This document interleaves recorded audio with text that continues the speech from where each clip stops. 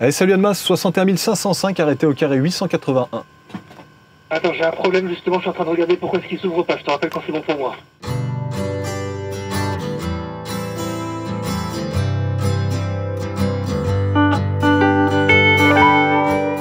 Résumé de l'épisode précédent. La semaine dernière, j'ai rencontré Alexandre à l'agence Régiorail d'Ambérieu-en-Bugey et assisté à la préparation courante et à la mise en tête de la locomotive sur un train de wagon vide destiné à être remonté à l'usine d'embouteillage des Eaux d'Évian. Nous sommes maintenant fin prêt. Alexandre a demandé à SNCF Réseau de pouvoir accéder aux voies principales et nous allons pouvoir faire route vers la Haute-Savoie dès que l'itinéraire de sortie du faisceau réception sera tracé devant nous et que l'aiguilleur du poste 3 d'Ambérieu nous aura ouvert la voie. Pas mal de choses intéressantes nous attendent sur ce parcours. D'abord, un passage en IPCS, c'est-à-dire à contresens, qui va arriver assez vite, puis un changement de tension dans la caténaire, mais aussi une traversée de la gare d'Annemasse, quelques jours seulement après la mise en service du dispositif de train sur une même voie. Vous êtes prêts? Alors bonjour et bienvenue dans l'aiguillage.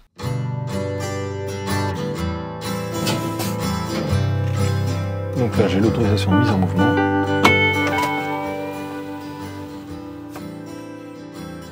Alexandre vient d'obtenir son autorisation de mise en mouvement.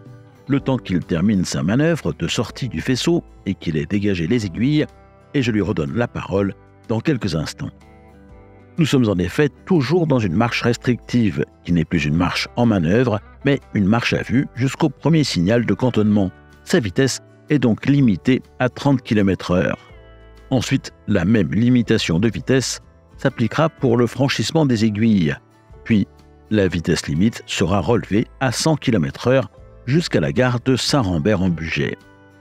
La longueur du train étant de 600 mètres, Alexandre devra compter 6 bornes hectométriques pour s'assurer de bien avoir dégagé les aiguilles. À force de pratiquer la ligne, il a fini par se créer des repères visuels à proximité immédiate de la voie, beaucoup plus facile à trouver, surtout de nuit, quand la végétation a poussé ou quand le temps n'est pas au beau fixe, comme aujourd'hui. Le rail étant bien mouillé, dans son effort pour décoller le train, la locomotive patine un peu. L'aiguille de l'indicateur de vitesse qui n'arrête pas de bouger est l'indice d'essieu qui patine. Dans cette situation, la seule possibilité est de réduire l'effort de traction en attendant que les roues réadhèrent correctement. Sablé sinon, mais au passage d'aiguille, cela ne doit être fait qu'en dernier recours, sans quoi il faudra qu'un agent vienne enlever le sable qui pourrait gêner le bon fonctionnement des appareils de voie. Encore 600 mètres à faire à 30 km/h maximum. Ici, le point de repère d'Alexandre est un petit chemin en gravier qui arrive le long de la voie, un accès pour le personnel de l'infra quand il doit venir travailler sur cette partie de la ligne.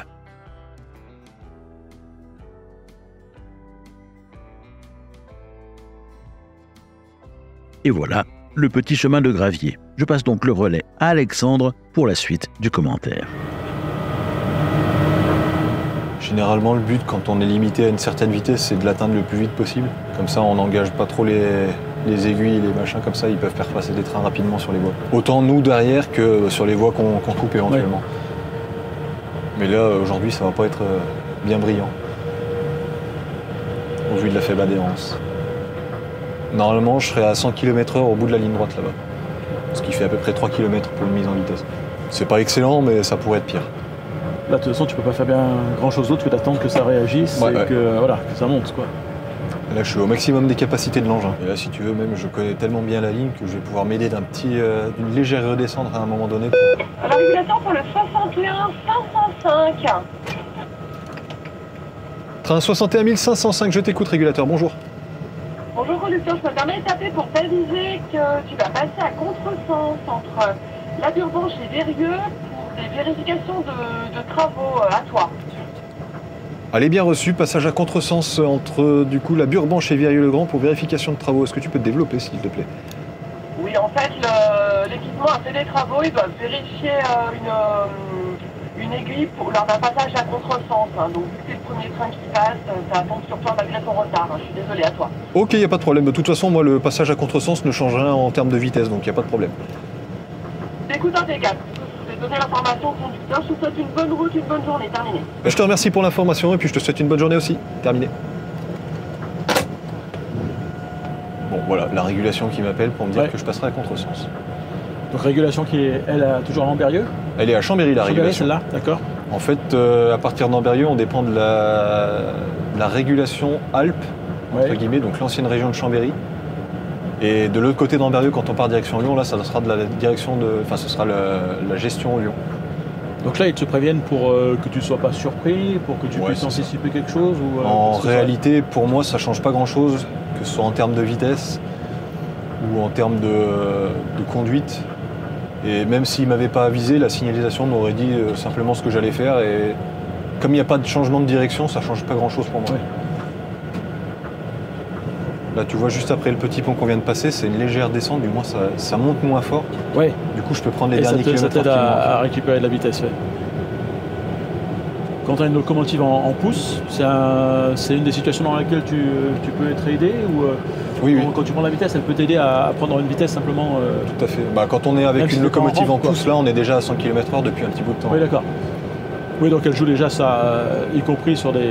En fait, le rôle de la machine de pouce, ça va être de soulager les attelages. Donc à chaque fois qu'elle va pouvoir mettre un coup de traction pour aider la machine de tête, elle va le faire. Que ce soit au décollage des trains, pour les mises en vitesse, pour les reprises de vitesse. C'est-à-dire que si on a une transition, par exemple à Culose, le passage en gare, il se fait à 80 km/h. Ensuite, une fois qu'on a dégagé les 80 km/h, on monte à 100 km/h. Là, la machine de pouce aide. Alors qu'en réalité, la machine de tête pourrait très bien y arriver tout seul. Mais le principe fait que la machine de pouce doit aider du moment qu'elle le peut. Donc là, ça ne sert plus à rien que j'atteigne les 100 km/h, puisque dans 3 km à peu près, je serai limité à 90. Donc ça, c'est aussi la connaissance de ligne qui fait que tu anticipes et que de toute façon, c'est pas la peine.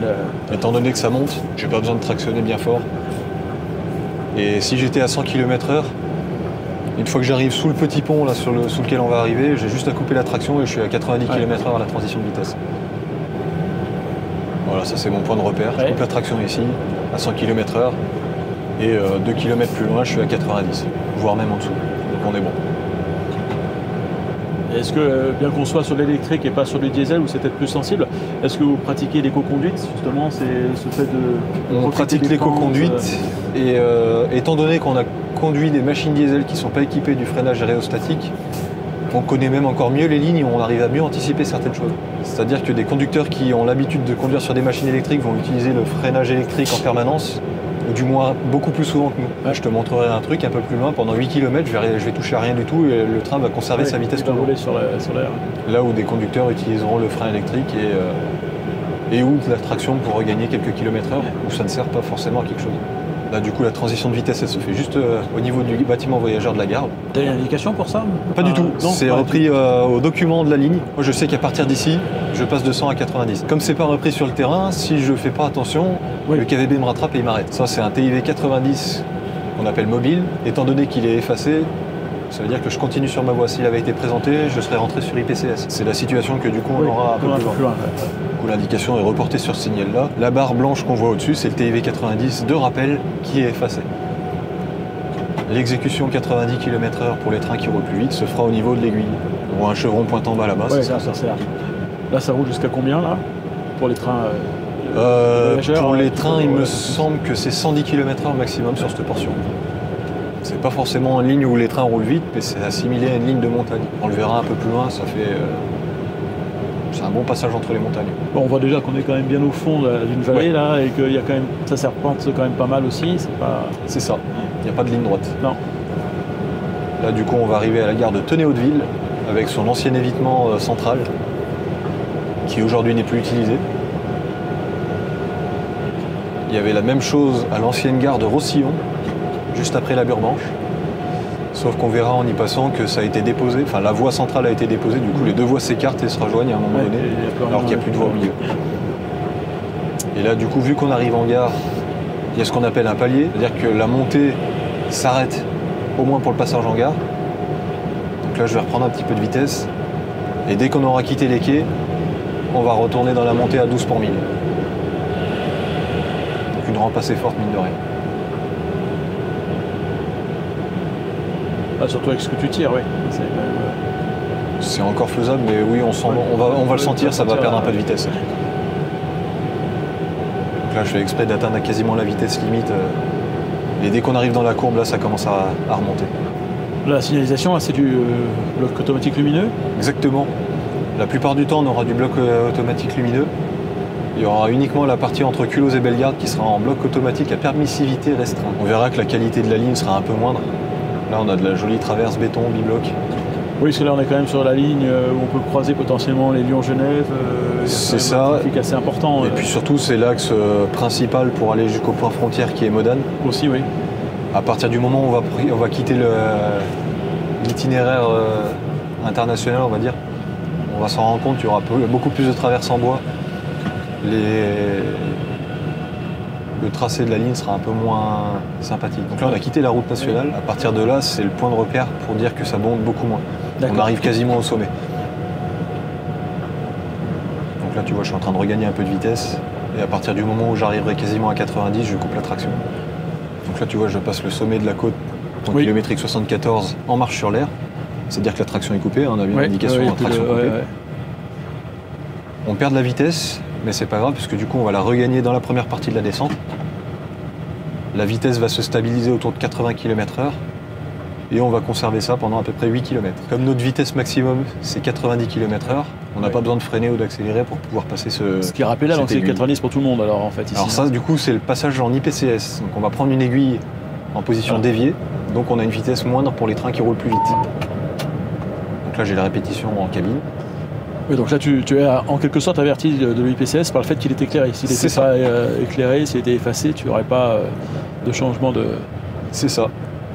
Et là, du coup, on va voir le rappel au-dessus du signal, le TIV 90 de rappel et l'indication tableau entrée en contresens, le TECS, qui est la sorte de petite manivelle qui sera au-dessus, qui nous indique qu'à partir de ce point, la signalisation sera normalement à droite. Oui. Alors qu'aujourd'hui, actuellement, elle est normalement à gauche. Donc là, on prend l'aiguille en dévié.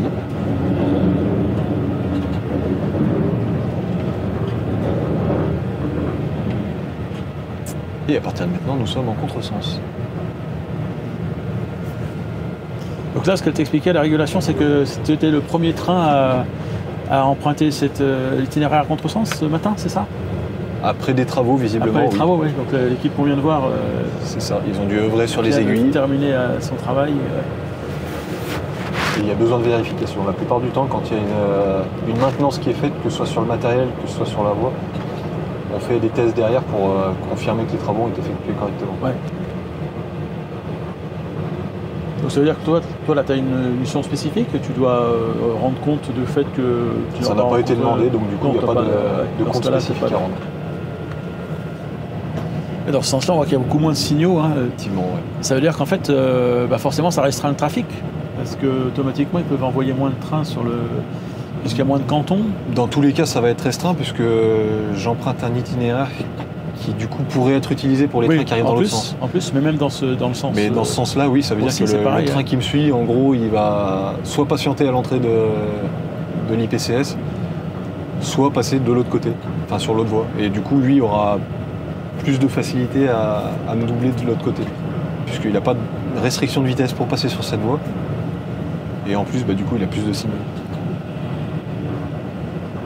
Potentiellement, l'IPCS ici, il peut être utilisé pour doubler, justement, pour qu'un train de fret comme toi laisse passer un voyageur éventuellement. Ça arrive assez rarement, quand même, qu'on dépasse. La plupart du temps, l'IPCS est utilisé quand il y a des travaux ou des trucs comme ça. Ouais. Après, quand la ligne de Modane est ouverte, il y a quand même pas mal de trafic sur la ligne en journée. Donc là, j'ai bien l'indication comme quoi je vais revenir sur ma voie. Oui. Tu la vois quoi, là? Le TIV 90. Ah, c'est juste le TIV 90, il n'y a pas de symbole, quoi que ce soit. Voilà. Oui, là par contre, il y a l'indication du changement de voie. Donc là, on est sur un tableau de sortie de contresens qui me dit qu'à partir de ce point, la signalisation repasse à gauche.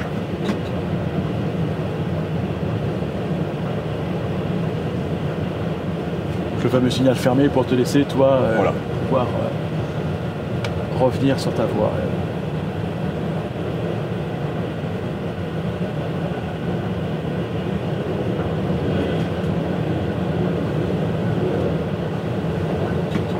Un petit peu. Ouais.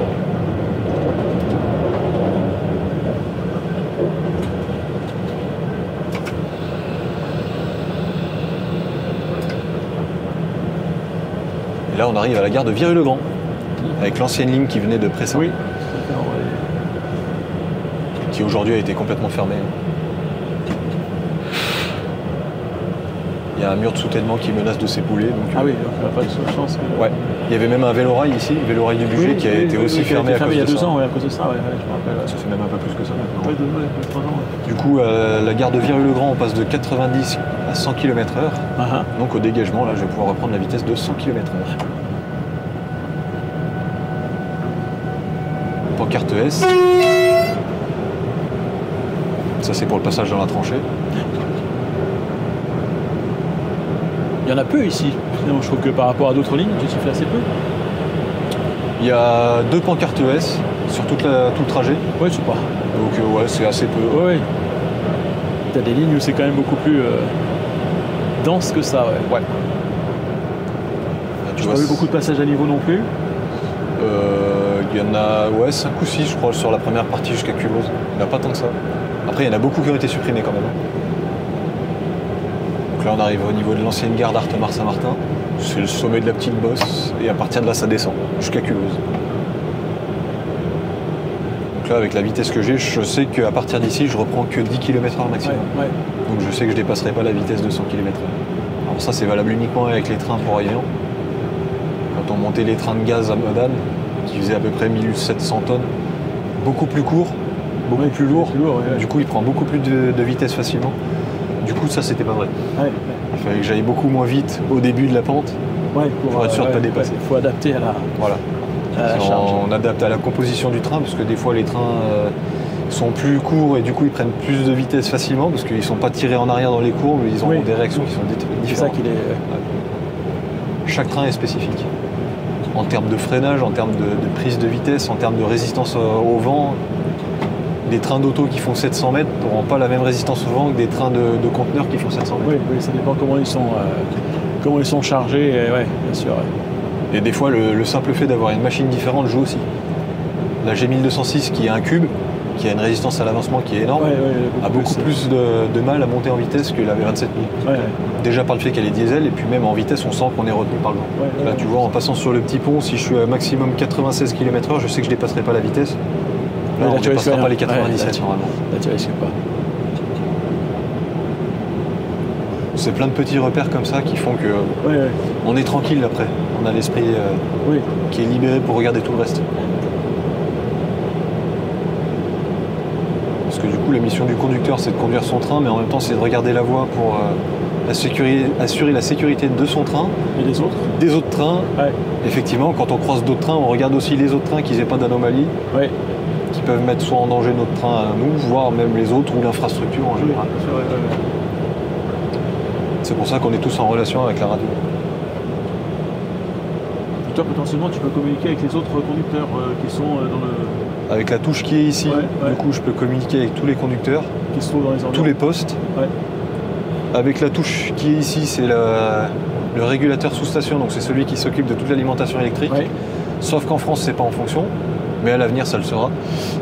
Le petit 2, c'est pour tout ce qui est agent de circulation, donc les agents dans les postes d'aiguillage. Le petit 1, c'est pour les régulateurs. D'accord, ouais. Donc tout ça, c'est pour la communication entre nous. Et à partir du moment où on a une urgence, on appuie sur l'alerte radio. Oui, et l'alerte radio, c'est une communication qui prend le pas sur toutes les autres communications. D'accord, ouais. Et en Genève ? Pas forcément. Pas forcément. Depuis le changement de service, c'est passé tout à AGC sur Genève. Ah oui, c'est vrai. Donc là, normalement, ça doit être du Annecy ou Excel. Oui, c'est vrai qu'il n'y a plus de corail. Ouais. Voilà. Donc là, on arrive à Culose. À Culose, la première indication que j'ai, ça va être un tableau indicateur de direction à distance, abrégé TIDD, qui va me donner la direction de gauche pour aller sur Genève. S'il me donnait la direction de droite, j'irais sur Chambéry et Modane. Moi, j'ai bien l'indication gauche. C'est une petite manivelle qui part sur la gauche, là. Ouais. Donc, c'est une situation qui est conforme. Si c'était pas conforme, j'aurais dû m'arrêter au prochain signal pour rectifier le tir.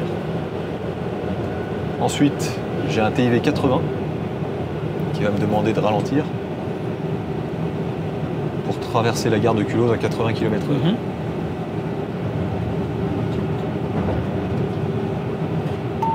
Celui-ci, il est répété en cabine.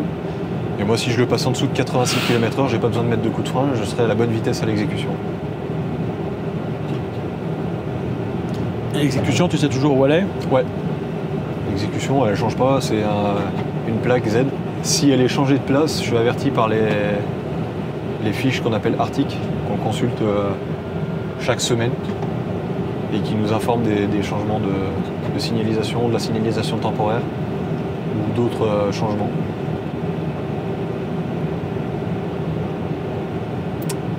Là, au-dessus du signal, il y a ce qu'on appelle un indicateur de direction. Oui. On a un feu allumé Oui. qui nous donne la première direction géographique en partant de la gauche. Ouais. Donc ça confirme ce que disait le TIDD tout à l'heure, on va bien direction Genève. Et là, du coup, l'exécution 80 se fait juste là. Oui. Je suis à 78 km/h sans freiner, on est bon. C'est parfait. Je peux même remettre de la traction pour conserver la vitesse.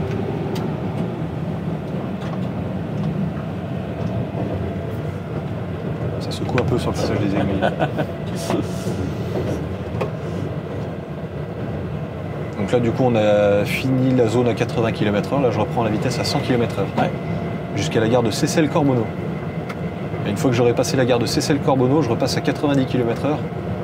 Et jusqu'à Évian, on ne retrouve plus le 100 km/h. Du coup, là, on va arriver sur la gare de Seyssel-Corbonneau.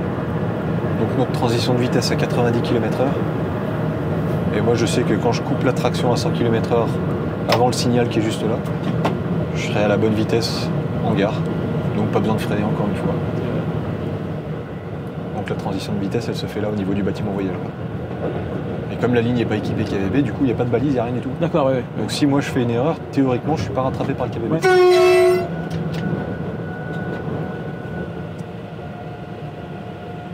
Ancienne gare de Pirimont-Chanet. À partir de là, il y a juste le changement du canal radio. On était en canal 2, on passe en canal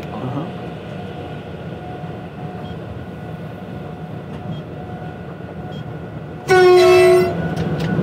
C'est quoi, est-ce qu'on voit un changement simplement de fréquence ou vraiment de Alors, en fait, centre de supervision, enfin c'est plus Chambéry, c'est pas vraiment ça, c'est plutôt pour l'agence circulation qu'on va capter. C'est-à-dire que là, on a Culose et Bellegarde qui gèrent chacun une partie de la ligne. Et en fait, le changement de gestion correspond au changement de canal. Okay. Si je restais sur le même canal et que j'appelais le poste, en fait, j'aurais Culose et Bellegarde en même temps. D'accord. C'est ce qui se passe quand je fais un appel groupe. Oui. J'ai les deux postes qui répondent. Donc en fait, pour permettre de tomber sur le bon poste à chaque fois que je vais faire un appel de poste, il y a un changement de canal. Ouais. Même si en réalité, tout le monde entend. Là, on va arriver sur les tunnels jumeaux. Oui. Celui de Génissia et de Paradis. Ça va être les deux derniers tunnels qu'on a avant Bellegarde.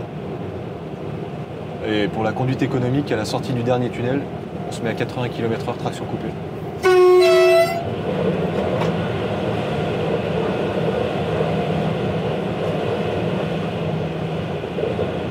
Pourquoi ils s'appellent les tunnels jumeaux? Parce qu'ils sont proches ou ils Parce se ressemblent? qu'ils font exactement la même longueur, à plus ou moins 10 mètres près. Le premier, il est en courbe dans un sens, ligne droite après. Le deuxième, il est en courbe dans l'autre sens, ligne droite après. Et il y a, je crois, 300 mètres entre les deux. Oui, c'est Là, tu sors, tu as le début de la courbe, tu vois l'autre.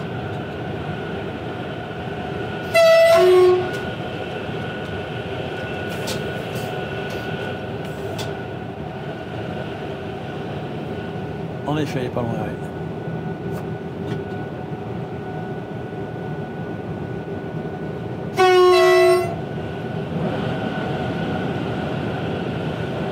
Tu vois, début en courbe, ligne droite. Et tu vois toutes ces chutes d'eau, quand tu passes en hiver là-dedans et qu'ils gèlent. Ouais, ça se transforme en glace. Ouais. Et du coup, le pantographe. Ah oui. Tu m'étonnes. Ouais. On fait bien attention à tout ça.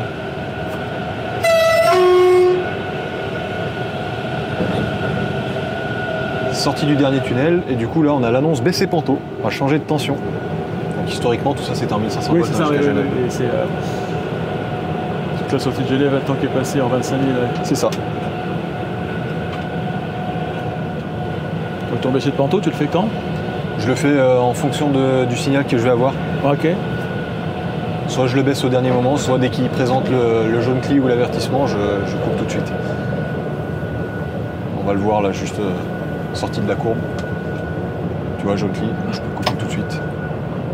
J'ouvre le DJ. Je baisse le pantographe. Je mets bien attention, le pantographe se baisse. Puis du coup, vu que j'arrive sur un jaune cli, coup de frein.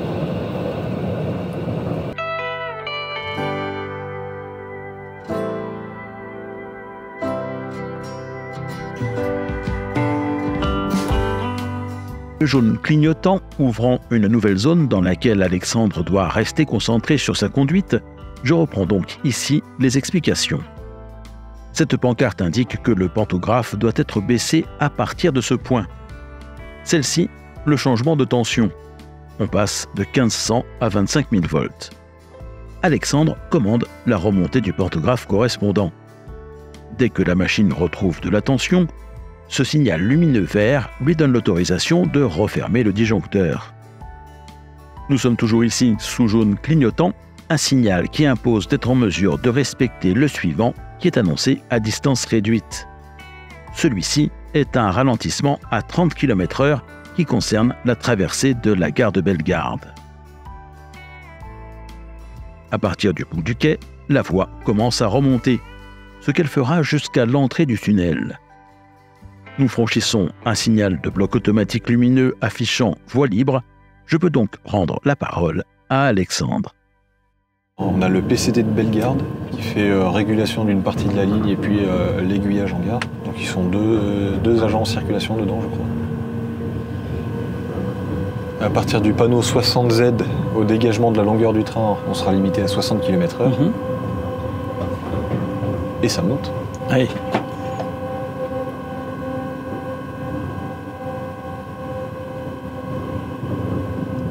À la pancarte R, du coup, on dégage le 60 km/h au niveau de la queue du train. Mais du coup, ça nous libère aussi de la zone 60 km/h quand j'aurai dégagé avec la longueur du train. Et je pourrai reprendre à 80 km/h. Donc là, pour le moment, 60. Donc là, tu vois, il y avait un rail en haut. Oui.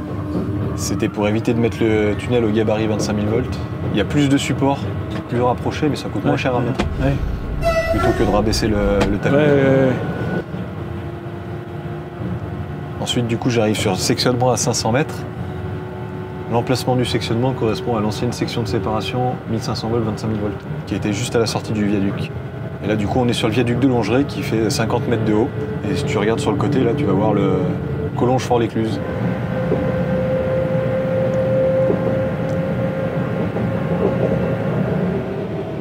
La caténaire a changé là par rapport à ce qu'on avait tout à l'heure, elle est plus simple. On est passé sur de la caténaire qu'on appelle trolley, avec juste un petit câble.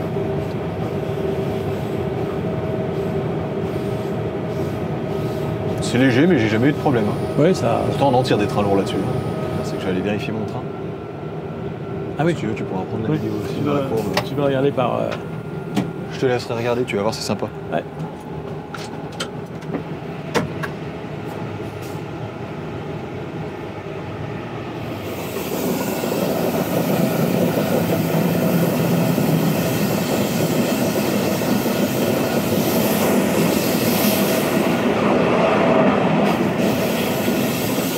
Et du coup, tu surveilles comme ça de temps en temps l'état de ton train, ça te... C'est ça. On vérifie qu'il n'y ait pas de bâche ouverte, qu'il n'y ait pas de dégagement de fumée, d'étincelles, des trucs comme ça. Avertissement.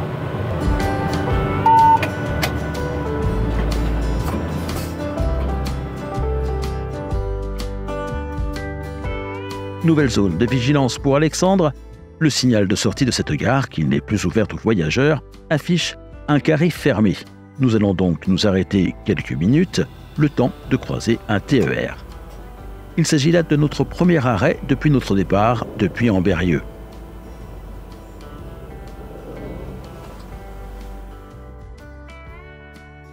Mais nous voici déjà repartis. Quelques kilomètres plus loin, voici sur la droite la ligne allant vers La Roche-sur-Foron et par extension Annecy ou Saint-Gervais-les-Bains. Et c'est l'arrivée en gare d'Annemasse qui s'annonce. Le signal est cette fois-ci au rouge clignotant.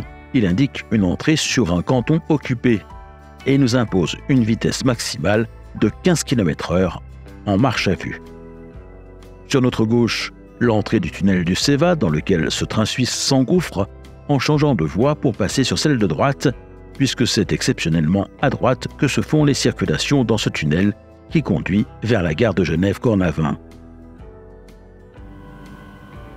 Après celle de Rennes au mois de septembre, la gare d'Annemasse a été équipée en décembre du dispositif de TVM, de train sur une même voie, mais sur certaines de celles-ci seulement. Nous allons passer sur l'une des voies concernées, quelques jours à peine après l'inauguration de ce nouveau mode d'exploitation des trains à quai. Mais le signal, qui se trouve à la moitié de celui sur lequel nous passons, est fermé.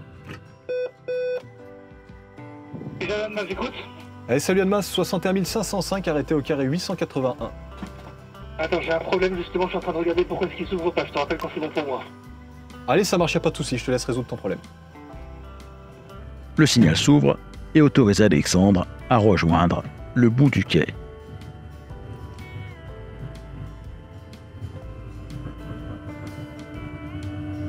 PGA, là, sur le côté du 61 505, à toi.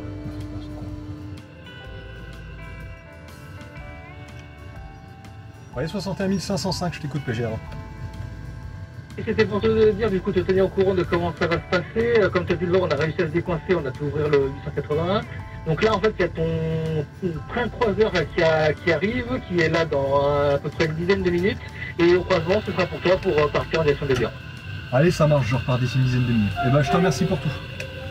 T'as pas de soucis, et bonne journée à toi, terminé. Allez, toi aussi, terminé.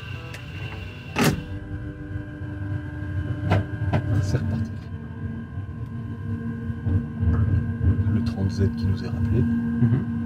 Et après la dernière aiguille, là-bas, il y a une plaque R au sol. Ouais. Ce sera la fin de notre zone 30 km/h. Et au dégagement de la longueur train, on sera limité à 80 km/h. Quasiment jusqu'à l'arrivée.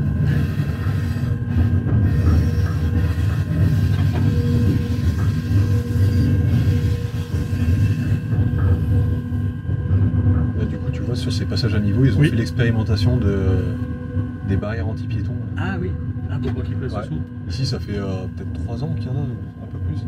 C'était l'expérimentation, et là, j'ai vu il n'y a pas longtemps qu'ils en avaient mis un peu ailleurs, donc ça a dû porter ses fruits.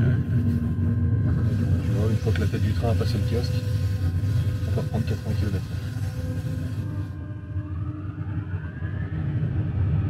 Dès qu'on passe 30 km/h, pouf, la ventilation se met en rouge. Oui. Deuxième pancarte S.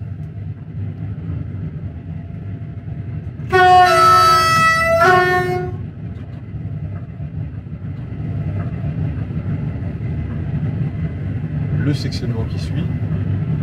Alors lui, l'avantage, c'est que ce signal il est au ralent 60, on a juste à couper la traction. Avec le sectionnement au milieu, on le passe tout seul sans tractionner, puis derrière il y a une gare avec un croisement. Si on est garé, sans tractionner, sans freiner, on y arrive bien.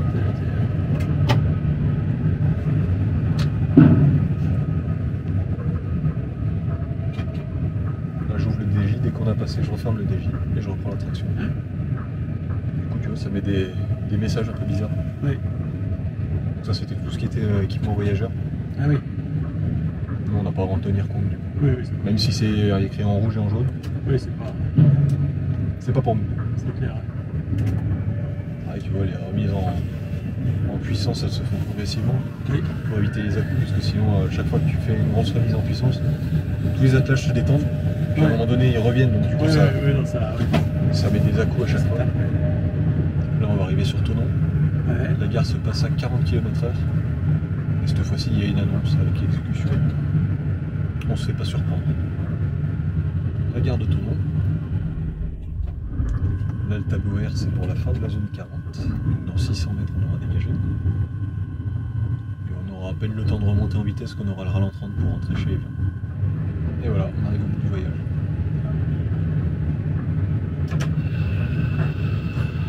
Ralent 30.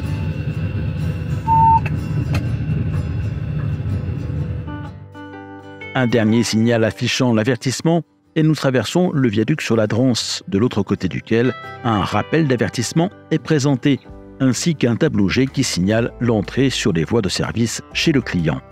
Cette ITE, installation terminale embranchée, est plutôt bien dotée. Elle compte une dizaine de voies de stockage sur lesquelles s'affairent 3 locotracteurs qui entrent des wagons par série de 2 ou 3 à l'intérieur de l'usine où ils sont chargés avant de former les rames prêtes au départ. Le site dispose d'un aiguilleur, ce qui nous évite un arrêt du train avant qu'un agent ne vienne sur place pour prendre le point, afin d'autoriser l'entrée. Ici, celle-ci se fait comme dans un faisceau classique. Bien que nous ayons quitté les voies principales, nous sommes toujours sur le réseau ferré national. Le domaine du client commence au-delà du carré violet que nous allons croiser sur la droite. Malheureusement, je ne pourrai pas vous en montrer plus, puisque nous n'avons pas eu de nouvelles des demandes d'autorisation de tournage qui ont été adressées aux clients pour filmer dans ces emprises. Merci à Réjurail qui a permis le tournage de ce reportage. J'ai vu à vos différents commentaires que la première partie est réalisée autour de la préparation courante de la machine et de sa mise en tête de la rame à Ambérieu vous avez beaucoup intéressé. J'espère qu'il en sera de même pour celle-ci. N'hésitez pas à me le dire et à le dire à Alexandre. Si vous aimez ce genre de reportage, je vous en signale un autre réalisé dans une toute autre région, puisqu'il s'agissait de celle des Cévennes, que je vous propose de voir ou de revoir, avant qu'on ne se retrouve la semaine prochaine ici même pour de nouvelles découvertes ferroviaires.